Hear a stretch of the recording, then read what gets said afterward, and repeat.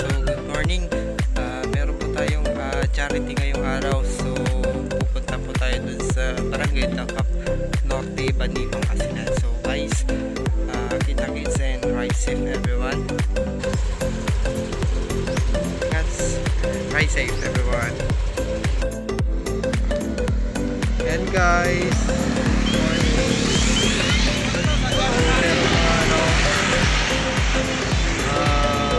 rides.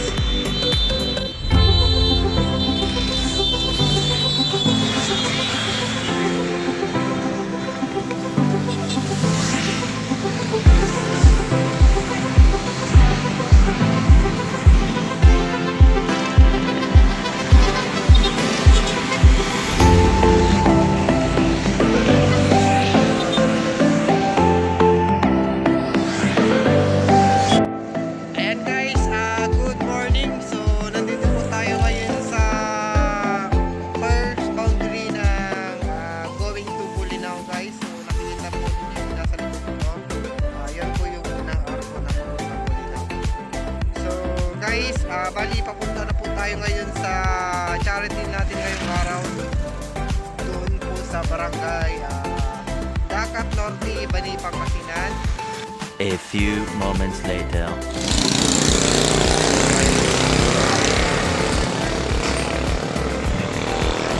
Yun guys, so bali papunta na po tayo mismo sa papasok going to Barangay Dakap.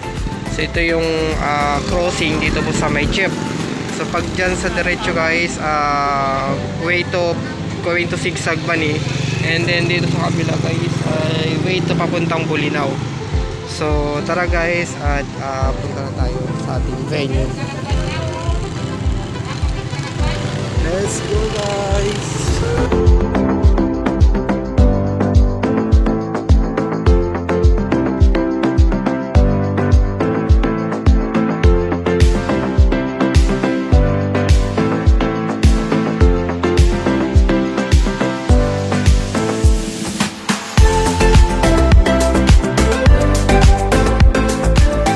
One hour later.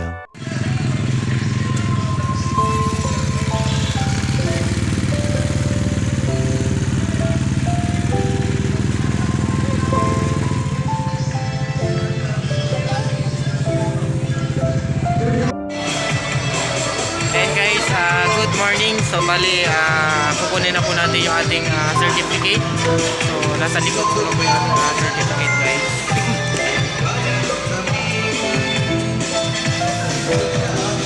Sila po yung ating beneficiary, yung nasa likod. So marami pa pong mga riders na nandito sa aking mga likod. Next motovlog po. Next motovlog. Okay sir. Ito si Juanito Motovlog nasa likod. Okay, maraming salamat po sa lahat.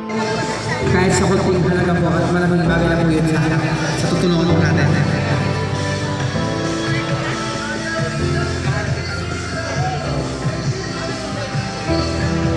Okay, so ang ating beneficiary ngayon ay si Amaricia Samantha de Leon, 7 years old, diagnosis of eyesight.